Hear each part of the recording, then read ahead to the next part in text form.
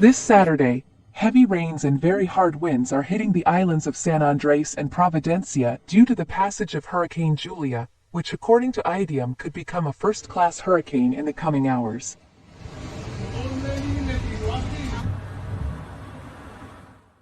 Tropical storm Julia, which in a matter of hours will become a hurricane, is advancing towards the island of San Andres at a speed of 33 kilometers per hour.